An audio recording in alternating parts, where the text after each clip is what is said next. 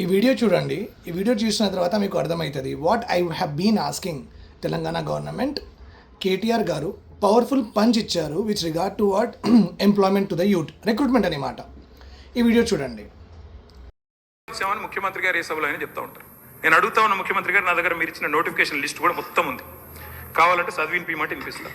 మీ ప్రభుత్వం వచ్చినాక ఇచ్చిన నోటిఫికేషన్లు మొత్తం కూడితే ముఖ్యమంత్రి గారు, మీ ప్రభుత్వం వచ్చిన తర్వాత ఇచ్చిన మొత్తం నోటిఫికేషన్లు మొత్తం కూడితే మీరు ఇచ్చింది కేవలం 11,921 ఉద్యోగాలు మాత్రమే.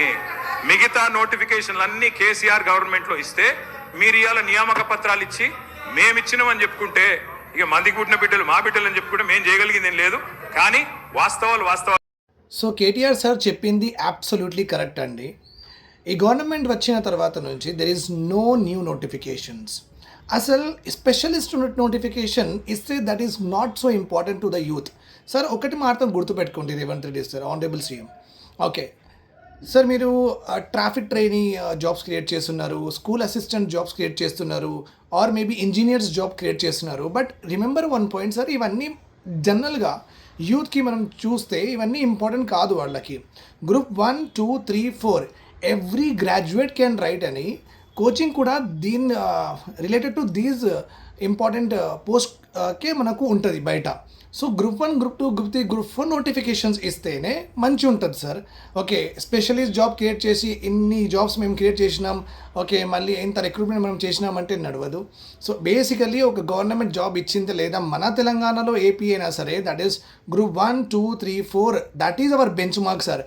ఈ 4 రిక్రూట్మెంట్కి మీరు ఎన్ని జాబ్స్ క్రియేట్ చేసినో అది చెప్పండి. Almost 3.5 years are done. Okay, this is very important. Please spread all of you so that at least మనకు తొందరగా ఒక జాబ్ క్యాలెండర్ కూడా రాలేదు.